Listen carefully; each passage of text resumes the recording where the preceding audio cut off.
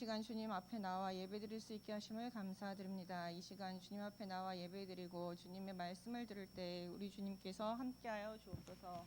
주님께서 기뻐하시는 예배를 주님 앞에 드릴 수 있도록 주님께서 저희와 함께하시고 이 예배를 주님께서 받아주시고 주님 전하는 말씀, 전하는 자와 듣는 자에게 주님께서 말씀을 주시사 잘 전할 수 있는 말씀을 주시고 잘 들을 수 있도록 말씀을 그의 마음속에 새겨 주옵소서. 이 시간을 온전히 주님께 맡기오며 예수님 이름으로 기도드립니다. 아멘. 예, 오늘은 저희들이 이제 지난 시간까지 사무엘 하에서 다윗이 유다의 왕이 되었던 이야기까지 했습니다.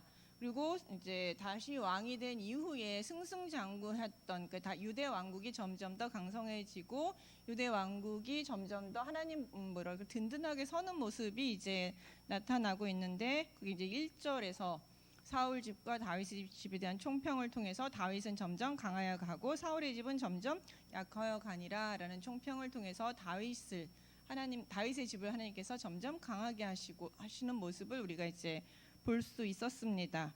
그리고 2절부터 5절까지 다윗의 6 아들에 대한 소개는 이렇게 많은 부인을 얻고 많은 아들을 얻음으로써 다윗의 그 가문이 점점 번성하고 있다라는, 그래서 이제 이게 다윗 왕국이 점점 흥하고 있다라는 어떤 상징적인 이야기들이에요. 그래서 6명의 아들들, 6명의 부인과 6명의 아들들 이름이 이제 소개되고 있습니다. 여기가 이제 헤브론에서 얻은 6명의 아들들에 대한 소개를 하고 있어요. 근데 또 한편으로는 6명의 아들을 얻어서 점점 부강해지고 이제 자식이 많으면 아무래도 왕조가 든든해지잖아요. 그래서 많은 부인을 얻고 많은 자식을 얻으려고 이제 원래 모든 왕가들이 그렇게 행동을 하는데 이게 또 이제 그 다윗 왕정을 어떻게 보면 위험하게 만드는, 그래서 혼란하게 빠뜨리는 하나의 요소가 되기도 합니다.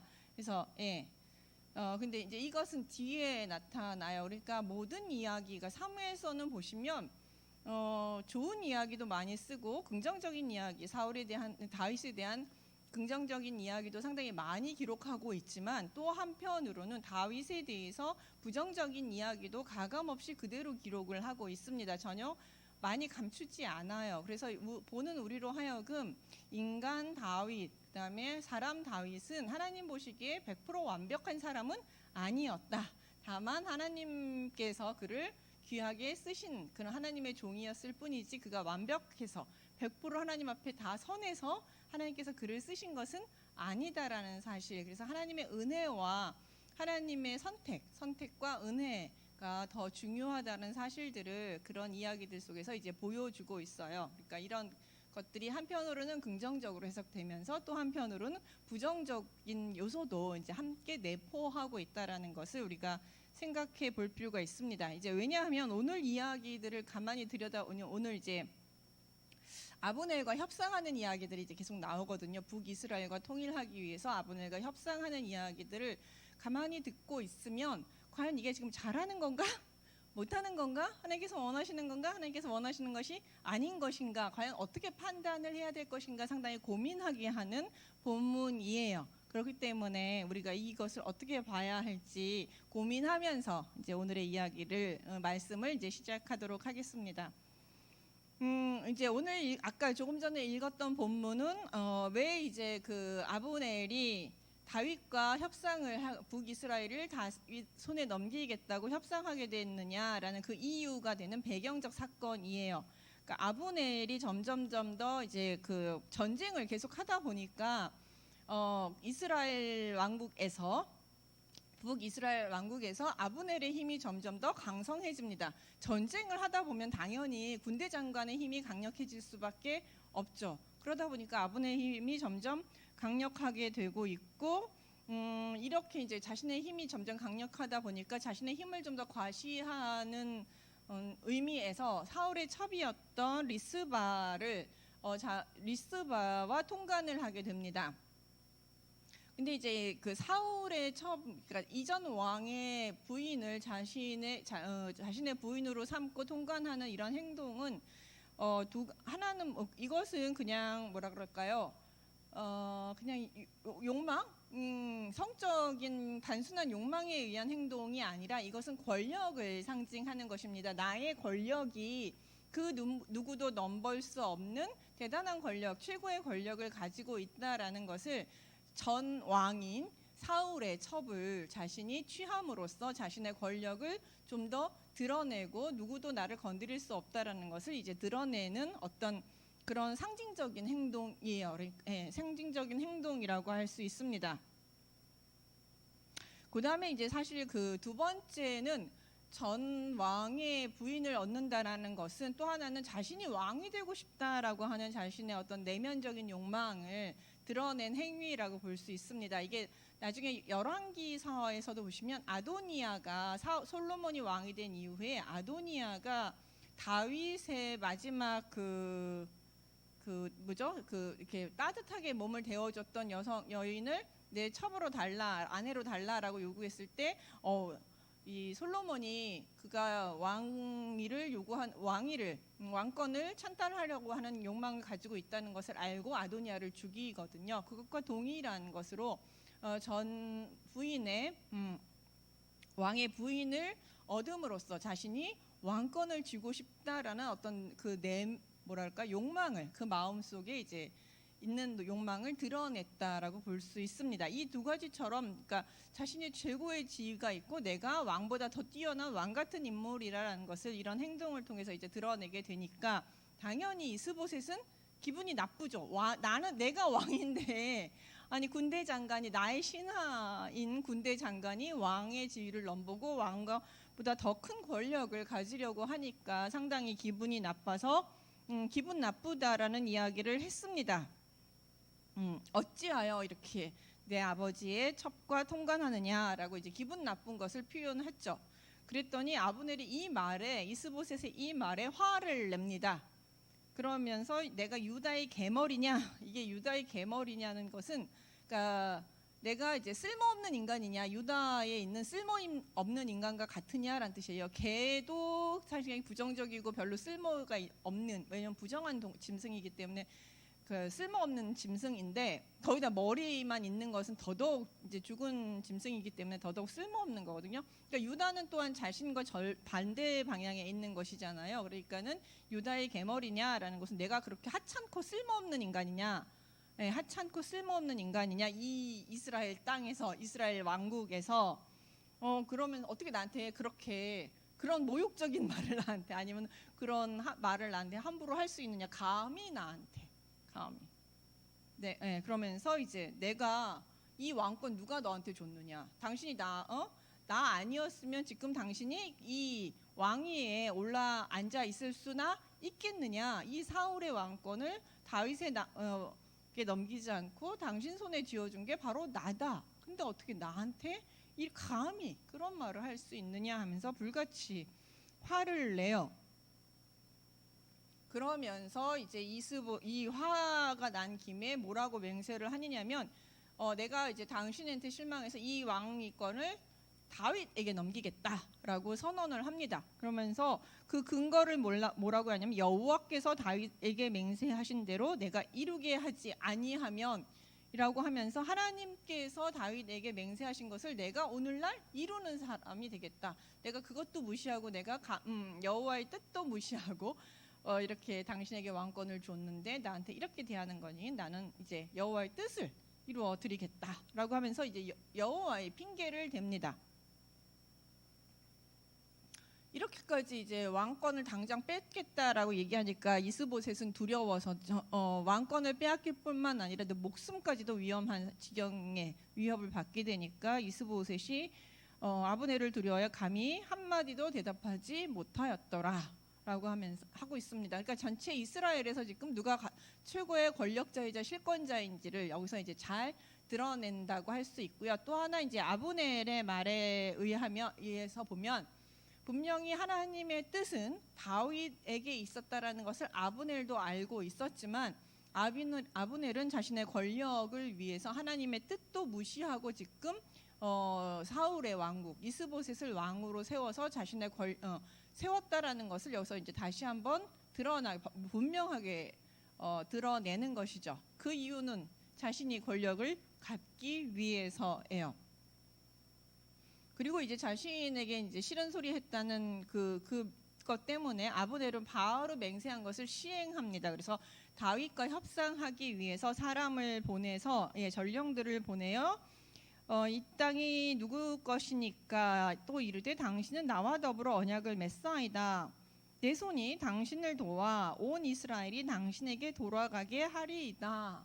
이 땅이 누구의 땅입니까? 이 땅이 원래는 당신의 땅이 되어야 되지 않겠습니까? 그러면서 이제 내가 당신을 도와 이 땅이 당신의 손에 넘어가게 내 손으로. 내 손이란 뜻은 뭐냐면 나의 힘으로, 나의 능력으로.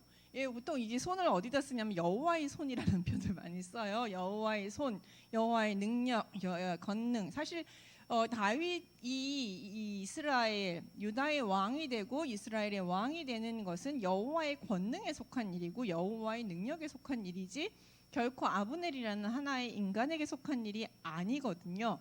근데 이제 아브넬은 지난번에 2장에서도 이제 계속 보다시피 아브넬은 이 나라가 내 나라고 내 뜻대로 이 왕 저 왕을 갈아엎을 수도 있고 이 왕권을 이 왕에게 줄 수도 있고 저 왕에게도 줄 수 있는 절대 권력을 가지고 있다 생각하고 있습니다. 지금 그렇기 때문에 이제 이스보셋이 마음이 안 드니 좀 더 나은 다윗에게 다윗에게 이제 이 왕권을 넘기겠다라고 생각을 하면서 이제 협상을 시도합니다. 그래서 언약을 맺자라고 얘기해요. 근데 언약 내용은 사실 어떤 언약 내용이 있는지는 알 수가 없습니다. 아마도 내가 당신에게 이 이스라엘의 왕권을 이스라엘을 당신 손에 넘기면 나를 뭐 당신 밑에 최고 자리에 앉혀달라. 그리고 나의 권력을 보장해달라. 뭐 여러 가지 조항들이 있겠죠.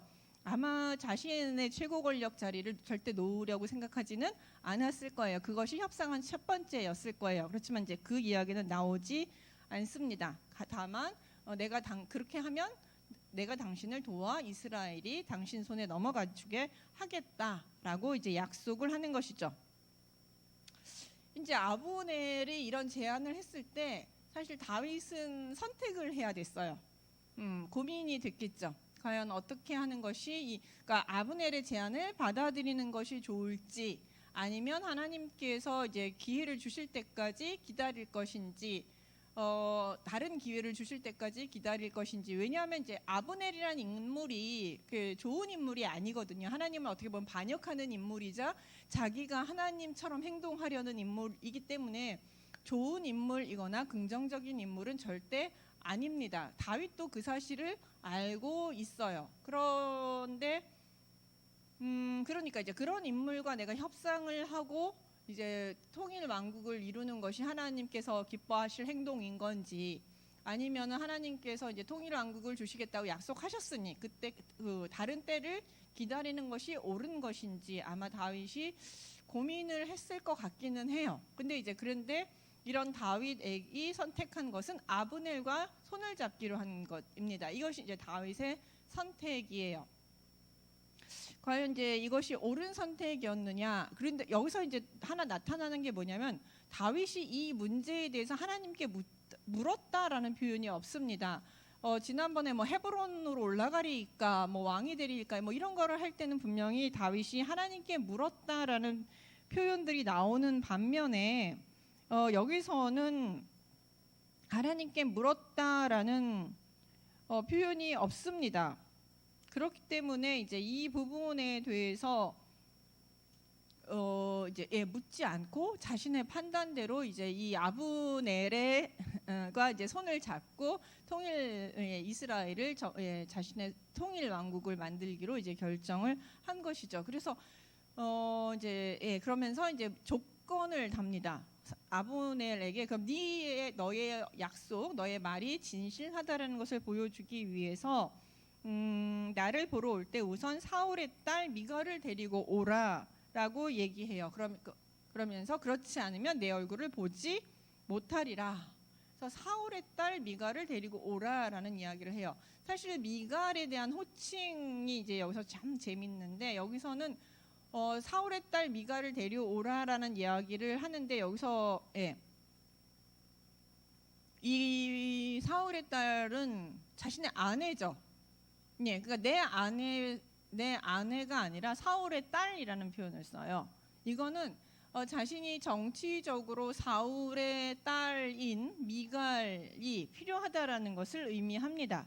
그러니까 왜냐하면 북이스라엘과 이제 같이 왕국이 이제 결합을 하게 될 때 자신이 그쪽에는 이제 사울을 지지하는 사람들이 아직도 많이 남아 있으니까 미갈과 이제 다시 결합을 하면 자신의 지위가 사울의 사위가 되거든요. 사울의 한 가족으로 이제 인식이 되니까 북이스라엘 중에서 그다음에 사울을 지지했던 사울에게 좋은 마음을 가지고 있던 사람들과 결합하기가 훨씬 유리하게 되는 것이거든요. 그러니까 이제 사울의 딸 미갈을 데리고 오라라고 이야기를 하고 있습니다. 근데 이제 그래서 정치적인 목적을 위해서 미갈을 다시 찾게 돼요. 이것이 이제 과연 적절한 행동인가, 다윗이 그러니까 정당한 행동인가라고 이제 우리가 의문을 제기할 수 있어요. 왜냐하면 이제 14절에서 보면 이제 이 약속을 이제 이런 요구를 하니까 요 약속을 그 아브넬이 지켜줍니다. 근데 누구를 통해서 지켜주냐면 이스보셋을 통해서 이 자신과 다윗과 밀약했던 약속을 지켜요. 그래서 내가 지켜줌으로써 내가 당신과의 약속을 반드시 지키겠다라는 어떤 사인으로 이제 이렇게 암암리에 나타나게 되는데 14절에 보시면 다윗이 사울의 아들 이스보셋에게 이제 둘이 협상한 것은 그 둘만의 내밀한 이야기이고 공식적으로는 이제 다윗이 이스보셋에게 내 아들, 내 아내라는 표현을 써요. 여기서는 전령들을 보내요. 내 처 미갈을 내게로 돌리라. 나의 처를 돌려달라. 왜냐하면 그는 내가 전에 블레셋 사람의 포피 100개로 나와 정혼한 자, 나와 결혼한 사람이기 때문에 내 아내다. 그러니까 돌려달라. 나에게는 그녀에 대한 권리가 있다라고 하면서 나의 아내를 돌려달라고 이야기를 해요.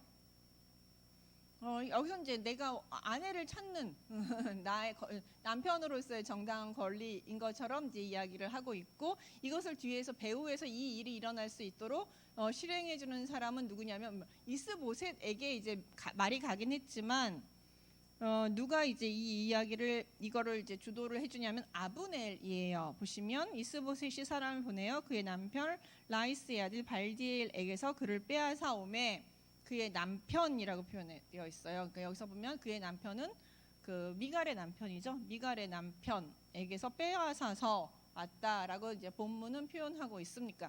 다윗을 미갈의 남편이라고 하지 않고 그 누구죠? 발디엘을 그 미갈의 남편이라는 표현을 사용해주고 있습니다. 그리고 그의 남편이 그와 함께 오되 울며 바후림까지 따라왔다. 라고 해서 그 남편이 계속 자신의 아내 미갈을 쫓아오고 그를 사랑하고 그를 절대 보내기 싫어하는 그런 모습들, 둘 사이에 상당히 애틋하고 오랫동안 한 10몇 년을 아마 같이 살았을 거예요. 다윗과 미갈은 얼마 못 살았어요. 같이 뭐 1, 2년도 못 살고 다윗이 도망가는 바람에 떨어졌고 그것 때문에 화가 난 사울이 이제 미갈을 바후림에게 시집 보내고 나서 한 10몇 년을 여기 이 바후림과 10몇 년 넘게 이제 바후림과 살고 있었는데 멀쩡히 잘 살다가 갑자기 이렇게 이제 다윗의 말 한마디로 인해서 그 협상의 대상이 되었고 그 협상을 이루기 위해서 아브넬이 강제적으로 이제 둘 사이를 갈라놓은 것이죠. 그러니까 그의 남편이 쫓아오니까 아브넬이 그에게 돌아가라 하면 돌아가니라. 강제적으로 이제 돌아가라고 명령을 내렸고 그래서 이제 결국 돌아갈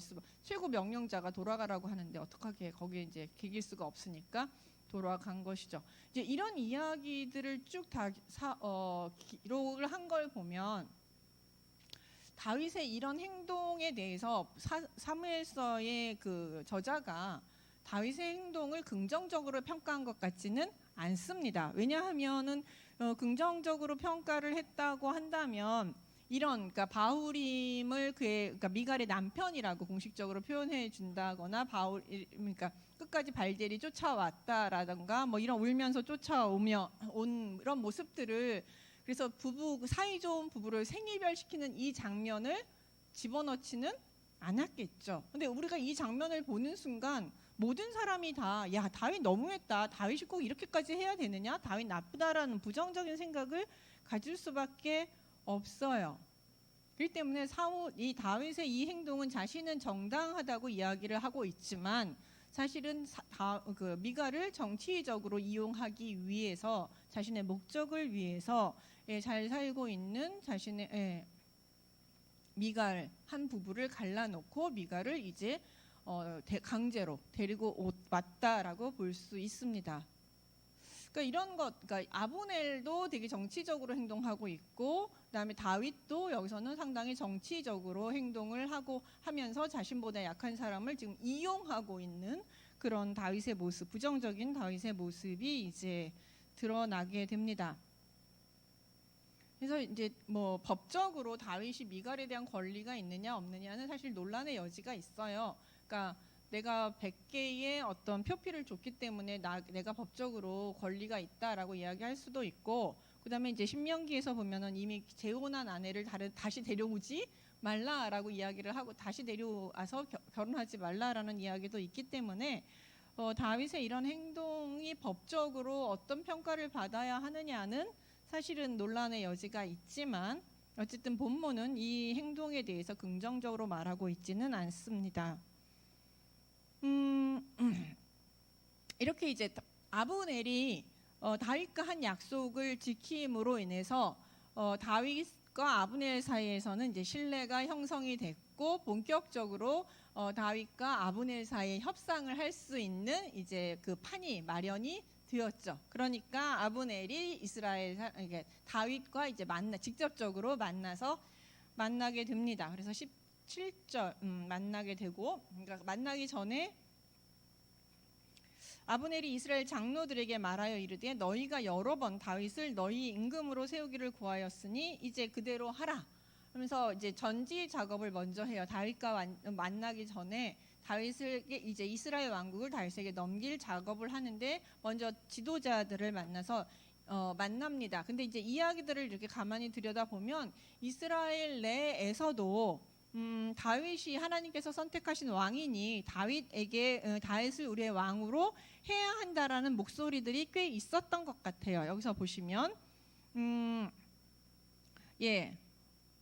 그러니까 너희가 여러 번 다윗을 너희 임금으로 세우기를 구하였다라는 표현을 보면 그런 것이 있었는데, 이것을 이제 아브넬이 계속 묵살하고 있었던 것이죠. 묵살하고 이스보셋을 왕으로 세우고 있다가 이제 내가 당신들의 어떤 그 요구를 들어주겠다라고 이제 아브넬이 마치 선심 쓰듯이 내가 이제 깨달았다. 다윗만이 진정한 하나님께서 세우신 왕이란 걸 내가 이제 깨달아서 내가 다윗을 왕으로 섬겨야겠다. 뭐 이런 식의 이야기를 하면서 그대로 해라. 당신들이 원하는 대로 해라. 하면서 여호와께서 이미 다윗에 대하여 말씀하시기를 내가 내 종 다윗의 손으로 내 백성 이스라엘을 구원하여 블레셋 사람의 손과 모든 대적의 손에서 벗어내게 하리라 하셨음이니라 하면서 다윗에 대해 그전에는 무시했던, 자신이 무시했던 그것들, 하나님께서 다윗을 이스라엘의 구원자로 세우시고 왕으로 세우셨다라는 그 사실들을 부각시키고 있습니다. 그리고 이제 이스라엘 장로들을 이렇게 하나님의 말씀으로 설득을 하고 있고, 또 베냐민 사람들에 대해서도 또 이렇게 설득을 합니다. 말하고 아브넬이 이스라엘과 베냐민의 온 집이 선하게 여기는 모든 것을 다윗의 길에 말하려고 헤브론으로 가니라. 이렇게 해서 이제 이스라엘과 베냐민 사람들을, 베냐민은 이제 사울 지파죠. 사울 지파이기 때문에 가장 친사울적이라고 할 수 있는데 이들까지도 다 설득을 합니다. 아브넬이 설득을 했는지 협박을 했는지 알 수 없겠지만 다양한 방법을 다 썼겠죠. 설득과 협박과 자신이 할 수 있는 모든 수단과 방법을 다 동원해서 심지어 하나님의 말씀까지 이용해서 이제 그들을 설득했고, 그 설득한 결과물을 가지고 다윗에게로 이제 찾아가죠. 협상을 완성하기 위해서. 그래서 아브넬이 부하 20명과 더불어 헤브론에 이르러 다윗에게 나아가니 다윗이 아브넬과 그와 함께한 사람을 위하여 잔치를 배설하였더라. 예, 잔치를 배설했다라는 얘기는 둘의 협상이 잘 이루어지고 언약이 확실하게 이제 체결이 되었다라는 것을 이제 의미합니다. 그러면서 이제 아브넬이 자신 이제 확실하게 다윗의 손에 모든 걸 넘기겠다는 이야기를 확실하게 합니다. 아브넬이 다윗에게 말하되 내가 일어나 가서 온 이스라엘 무리를 내 주 왕의 앞에 모아 더불어 언약을 맺게 하고 마음에 원하시는 대로 모든 것을 다스리시게 하리이다 하니 이에 다윗이 아브넬을 보내매 그가 평안히 가니라. 예, 내가 모든 이스라엘을 당신의 손에 넘기겠다. 확실하게. 예, 이제 지도자도 다 구워 삶았고 하니 이제 그 지도자들과 함께 이제 다윗과 협상을 하고 그걸 가지고 이제 이스라엘 백성 전체 백성을 다 이제 이스보셋을 여기 이제 그게 들어있죠. 이스보셋에 대한 패위와 이스라엘 백성들의 마음을 전부 얻어서 이제 왕권을 완전하게 넘기는 작업을 하러 가겠습니다. 그러니 당신은 이제 나와의 언약이나 잘 지키십시오. 뭐 이제 이런 이야기들이 있죠. 어떤 언약을 맺어졌는지 모르지만 어쨌든 이제 그렇게 이야기가 너무너무 순조롭게 잘 진행이 되고 있어요. 근데 여러분들 계속 아시겠지만 아브넬이 계속 이야기를 하죠. 내가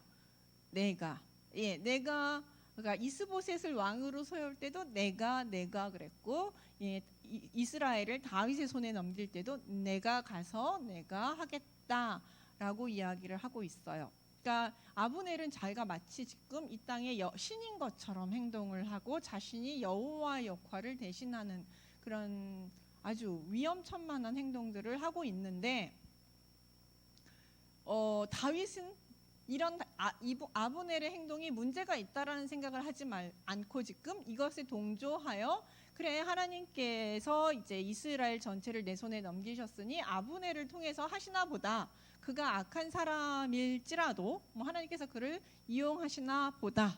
그와 함께 그가 악하고 그에게 권력을 좀 더 많이 나누어 줄지라도 그를 통해서 뭐 이렇게 역사하시는가 보다 하면서 아브넬의 방식대로 계속 따라가고 있어요. 한 번도 여기서 하나님 이게 맞는 걸까요? 하나님 이렇게 해도 될까요? 하나님 라는 질문을 하나님께 하고 있지 않습니다. 그러니까 이게 이제 어떤 것이라고 볼 수 있느냐 하면 하나님께서 이제 우리에게 어떤 이제 미션을 주셔요. 그게 하나님께서 주신 어떤 사명이나 미션들이 옳죠. 그건 우리가 이제 성취해야 될 목표이기도 하고 그것을 향해서 열심히 해 나가야 하죠. 근데 그 방법에 있어서 옳은 방법을 선택할 것인가 좀 나쁜 하나님 이렇게 좋지 않은 사람과 내가 결탁하는 방식으로 이것을 이루어 나갈 것인가를 항상 선택의 기로에 서게 됩니다. 좀 더 편한 길, 그 다음에 좀 더 하나님 보시기에 좀 안 좋은 사람들과 내가 협상하고 협동해서 그냥 이 일들을 하나님께서 원하시는 일들을 행하는 것도 옳지 않을까라는 생각들을 해나가면서 이렇게 아브넬과 같이 반여호와적인 인물과 손을 잡고 일을 해나가는 것이죠. 그러니까 다윗은 지금 이게 잘못됐다는 생각을 전혀 하지 못하고 내가 진짜 하나님 뜻대로 이제 이스라엘을 이루어 나가는 것이야. 그러면서 자신도 모르게 점점 아브넬의 방식을 닮아가면서 미가를 이용하려고 하는 그런 이제 수도 생기게 되는 것이죠. 그래서 이제 모든 것이 다 해피엔딩으로 끝나는 줄 알았는데 갑자기 누가 등장하냐면 요압이라는 인물이 등장을 하게 됩니다. 그래서 이제 자신들의 뜻대로 모든 것이 다 될 줄 알았던 이런 상황 속에서 아브넬이 전쟁을 마치고 이제 돌아옵니다. 보면 다윗의 신복들과 요압이 적군을 치고 크게 노력한 물건을 가지고 돌아오니 아브넬이 이미 보냄을 받아 평안히 갔고 다윗과 함께 헤브론에 있지 아니한 때라. 그래서 아브넬이 막 돌아간 그 시점에 요압이 다시 돌아오게 됩니다. 근데 그 소문이 바로 요압과 그의 신복들에게 전해져요. 그러니까 이제 이 이야기를 듣고 요압이 화가 났습니다. 자기가 일단 첫 번째는 자기가 요 이스라엘에서 두 번째잖아요. 다윗 다음에 권력을 가지고 있는. 왜냐하면 그 전쟁이 계속 있다 보면 북이스라엘에서 아브넬의 지위가 높아지는 것처럼 마찬가지로 유다에서도 전쟁이 계속 있다 보면 군대 장관인 요압의 지위 권력이 점점점 세지겠죠. 그거는 당연한 얘기예요. 그리고 이제 지금도 보면 자신이 막 이 다윗의 왕국을 위해서 열심히 싸워가지고 적을 이겨서 큰 노량물을 성취를 이루어올 만큼 큰 업적을 세우고 큰 공을 세우는 이 다윗 왕국의 정말 중요한 인물이라고 나는 생각을 하는데 자기가 전쟁터에 나간 그 사이에 국가의 아주 중대한 결정을 아브넬과 쓱싹쓱싹 다윗이 해버린 것이죠. 근데 그 아브넬이 누구냐 하면 자신의 동생을 죽였던 그 아브넬이에요. 그러니까 그 아브넬과 다윗이 협상을 해서 이제 했다는 이야기를 들으니 얼마나 화가 날까요? 그러니까 가가지고 어찌하십니까? 이게 무슨 일입니까? 하면서 이제 화를 내는 것이죠. 아브넬이 왕에게 나와왔거늘 어찌하여 그를 보내 잘 가게 하셨나이까? 아니 아브넬이 어떤 인물인지 모릅니까? 하나님께서 나라를 당신에게 돌리셨는데 그걸 떼어간 인물, 그걸 반대한 인물 해서 새로운 나라를 세운 인물 아닙니까? 그리고 내 동생 하사엘을 죽인 인물이 아닙니까? 라고 하면서 이제 어떻게 그를 제대로 그냥 보낼 수 있느냐 라고 이야기해요. 그러면서 25절에 왕도 아시려니와 넬의 아들 아브넬은 온 것은 왕을 속임이래요. 그가 왕이 출입하는 것을 알고 왕이 하시는 모든 것을 알려고 함이니이다. 어떻게 아브넬이라는 인간을 믿을 수가 있느냐고. 어떻게 그렇게 순진하게 아브넬을 믿냐? 아브넬이 지금 보통 사람이냐? 도대체 믿을 수 없는 사람이지 않느냐? 라고 이제 화를 내는 것이죠. 이렇게 이제 화를 내면서 다윗을 질책합니다. 그리고 나서 여기서 질책에서 끝나는 것이 근데 사실 이때 요압의 평가는 그러니까 아브넬에 대한 평가는 요압의 평가가 훨씬 더 맞습니다. 다윗의 평가보다는 다윗은 어떻게 보면 순진하게 아브넬을 의지하려고 했었고 그러니까 이제 아브넬의 말을 믿고 이제 그 일을 진행을 해나간 것이고 요압은 아브넬이 얼마나 위험천만한 인물인지에 대해서 분명히 알고 있었다라고 생각을 합니다. 그러니까 이제 기가 막힌 일을 벌려놓은 다윗에 대해서 이제 크게 화를 낸 것이죠. 그리고 나서 근데 요압이 여기서 멈추는 게 아니라 전령을 보내서 아브넬을 다시 돌아오게 합니다. 쫓아가서 시라 우물가에서 이제 우리 만나자. 아마 조용하고 은밀한 곳인 것 같습니다. 만나자라고 제안을 했고 이것도 다인 몰래 이제 돌아가는 아브넬을 우리 한번 만나서 이야기 좀 해봅시다라고 이제 이야기를 하고 다시 돌아오게 됩니다. 그래서 다시 불러드려요. 요압이 더불어 조용히 말하는 듯 그를 데리고 성문 안으로 들어가서 거기서 배를 찔러 죽이니 이는 자기 동생 아사헬의 피로 말미암이라. 이렇게 하면서 이제 요압은 아브넬을 그냥 죽여 암살을 해버립니다. 성경의 화자는 이 아사헬에 대한 어떤 기본적인 원한이 있었기 때문에 아브넬이 아사헬을 죽였기 때문에 이제 그렇게 했다라고 이야기를 합니다. 이게 이제 필연적인 이유예요. 근데 사실 이거는 요압의 잘못입니다. 왜냐하면 아브넬이 전쟁터에서 아사헬 보러 내가 너 안 잡을 테니까 요압과 어떻게 내가 척지겠느냐 하면서 가라고 했음에도 불구하고 이 아사헬이 끝까지 쫓았기 때문에 아브넬이 할 수 없이 이제 아사헬을 죽인 그 사건이 이제 사건인데요. 전쟁터에서 죽음은 이렇게 살인죄로 묻지 않습니다. 그런데 이제 요압은 그 문거를 이제 마음에 품고 있다가 요압은 이제 아브넬을 죽인 것이죠. 자신의 동생을 죽인 원수라고 생각해서 죽였는데 이게 이제 첫 번째 이유이고 두 번째 이유는 이게 이제 좀 더 심각한 이유라고 볼 수 있는데 지금 아브넬이 이제 주동이 돼서 북이스라엘과 이제 결합이 되고 나면 누구의 권력이 더 세지냐면 아브넬의 권력이 훨씬 세지겠죠. 그러니까 다윗이 있고 아브넬이 있고 요압은 그쪽에서 몇 번째로 이제 그의 권력은 빼앗기게 되고 아마 상당히 밀려나게 될 것이라는 것은 눈을 보죠 뻔해요. 그리고 아브넬의 권력이 다윗보다 우위로 넘어갈 수도 있어요. 왜냐하면 그만큼 군사 권력을 강하게 아브넬은 가지고 있기 때문에 다윗 밑에 아브넬의 권력을 가지고 있게 되면 요압은 그대로 떨려나게 되는 것이거든요. 네, 요압 자신, 그러니까 이런 것들에 대해서 이제 요압은 여러 가지가 화가 난 겁니다. 그러니까 어떻게 내가 가장 공로자인데 나와 의논 한마디 없이 내 자리를 빼앗아서 아브넬에게 넘겨주려고 할 수 있느냐. 그러니까 다윗에 대한 깊은 배신감도 여기서 이제 느낄 수가 있습니다. 예, 그리고 이 요압은 자신의 권력, 자신의 힘을 지키기 위해서 이 아브넬을 죽이는 것이죠. 그러니까 서로 간에 뭐라 그럴까요? 권력 싸움.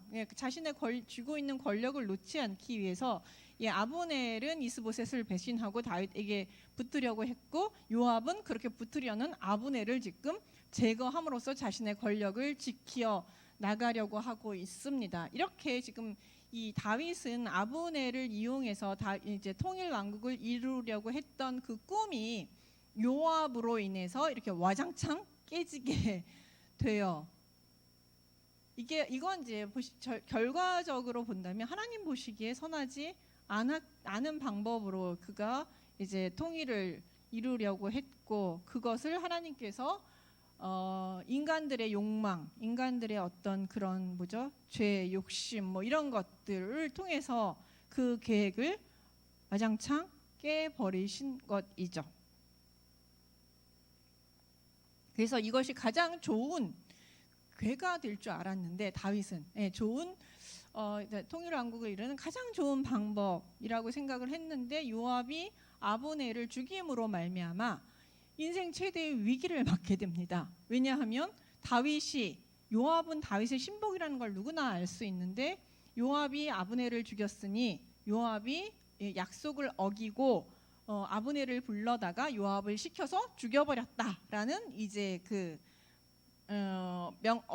말을 듣게 되잖아요. 그러니까 오히려 다윗이 되게 비열한 인간이 되고 약속도 안 지키는 인간이 되면서 북이스라엘과 전쟁을 한바탕 벌여야 될 아주 위험천만한 상황에 이르게 됩니다. 약속이 깨진 것의 문제가 아니라 이제 일촉즉발의 전쟁이 일어날 그런 상황이 벌어지면서 최대의 위기를 맞게 되니까 이에 대해서 다윗은 자신이 절대 아브넬의 죽음에 관련이 없다라는 것을 증명하기 위해서 요압에 대해서 저주를 하고 그다음에 이 아브넬의 죽음에 대해서 애도를 합니다. 아브넬의 죽음이 어찌 그렇게 갑작스러운 죽음인가 이러면서 이제 그가 묶이지도 않고 죄인도 아니었는데 그렇게 급작스럽게 죽은 것에 대해서 그가 애도를 하면서 아브넬의 죽음에는 내가 관여되어 있지 않고 오직 요압이 자신의 욕심대로 그를 죽였다라고 이야기를 하면서 요압에게 대해 하나님이여 그를 심판하시달라고 병이 내리고 자식들이 없게 하고 하면서 여러 가지 저주의 이야기를 하면서 요압에 대한 이야기를 합니다. 근데 그러면서 이제 그러니까 그렇게까지 하니까 그리고 이제 금식하고 애도하면서 금식하고 하니까 이제 북이스라엘 사람들이 이 사실에 대해서 믿어주고 모든 잘못이 이제 요압에게로 넘어가게 되는 것이죠. 그래서 요압을 비난하게 됐는데 누군가 물었던 것 같아요. 왜 근데 아브넬은 그러면 요압을 왜 안 죽였습니까? 우리도 가지고 있는 의문, 누구도 가지고 있는 의문을 아마 다 같이 가지고 있었던 것 같아요. 그래서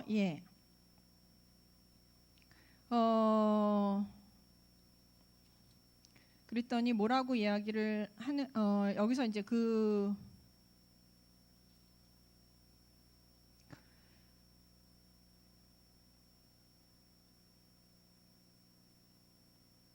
39절에 보시면 내가 기름 부음 받은 왕이 되었으나 오늘 약하여서 스루야의 아들인 이 사람들을 제어하기가 너무 어려우니 여호와는 악행한 자에게 그 악대로 갚으실지어다. 그러니까 내가 요압을 죽여야 하는데 요압을 죽이지 못했기 때문에 여호와께서 갚아주실 것만을 내가 저주하였을 뿐이고 요압보다 내가 힘이 약하기 때문에 나는 요압을 죽일 수 없었다라고 이제 변명을 하고 있는 것이죠. 다윗의 약한 면을 여기서 이제 다시 한번 드러낸다고 볼 수 있습니다. 갈등이 많았을 거예요. 여호와 앞에서 보시기에는 살인자이기 때문에 요압을 죽여야 했는데 자신의 힘의 근원이 되기도 하고 자신의 지지 기반이 되기도 하는 요압을 제거할 경우 자신이 또한 어떻게 될지 알 수 없는 그런 딜레마 속에 빠져 있게 되면서 다윗은 요압을 살릴 것인가 죽일 것인가에 대한 고민을 상당히 많이 했을 것입니다. 그러나 내린 결론은 내가 요압을 지금은 죽여서는 안 되고 죽일 수 없다라는 결론을 내리고 잘못한 요압을 죽이려다가 내가 죽을 수도 있겠다라는 생각을 하게 된 것이죠. 매우 뭐라 그럴까요? 정치적인 판단과 상황적 판단을 하면서 그냥 요압을 그대로 두게 됩니다. 우리가 이제 하나님의 일을 하고 여러 가지 일들을 한다고 하지만 우리가 항상 좋은 사람들하고만 일을 하는 것이 아니고 항상 좋은 환경 속에서 일을 하는 것이 아니고 우리에게 어떤 사람들이 이제 항상 와요. 좋은 사람도 오지만 이용하려는 사람도 오고 악한 생각을 가지고 있는 사람도 오고 다양한 생각, 자신의 이익을 위해서만 행동하는 사람들도 와서 일을 같이 하자고 얘기하고 또한 때때로 우리에게 너무 많은 도움을 주기도 합니다. 그럴 때마다 다윗처럼 이렇게 그냥 무턱대고 손을 잡고 그들과 함께하면서 하는 것이 아니라 과연 이것이 하나님의 뜻인가 아닌가를 잘 분별하면서 가야 이런 낭패를 겪지 않을 수 있다라는 것을 오늘 다윗의 교훈을 통해서 알 수 있습니다. 목적이 좋아도 하나님을 의지하지 않고 누군가의 힘을, 인간의 힘을 의지하려고 했던 다윗은 이렇게 철저히 실패하고 자신의 철저한 무능과 자기가 얼마나 무능한지, 얼마나 힘이 없는지를 오히려 철저히 깨닫는 시간이 되면서 아마 다음부터는 좀 더 하나님을 의지하면서 내가 살아야겠구나라는 것을 깨닫는 시간이 되지 않았을까 생각을 합니다. 우리가 어떤 것들을 행해 나갈 때 하나님을 의지하지 않고 이렇게 나의 눈에 좋은 것들, 내 생각에 옳은 것, 내 생각에 좋은 것들을 행하지 말고 하나님께서 무엇을 좋아하실지, 어떻게 하는 걸 원하시는지를 늘 생각하고 기도하면서 옳은 결정을 해서 다윗과 같은 이렇게 낭패 보는 삶이 되지 않기를 오늘은 기도를 하겠습니다. 기도하겠습니다. 하나님 아버지 감사합니다. 다윗이 좋은 기회라고 생각했던 그것이 좋은 기회가 아니었음을 알게 됩니다. 저희들의 눈에 보기에 항상 좋은 기회도 있고 좋은 것도 있지만 그것이 정말 주님 보시기에 좋은 것인지 저희들이 잘 분별할 수 있는 지혜를 허락하여 주옵소서. 주님께서 기뻐하시는 그런 것들로 저희들이 잘 결정을 내리고 저희들의 인생을 한 걸음 한 걸음 살아갈 수 있도록 도와주옵소서. 예수님 이름으로 기도드립니다.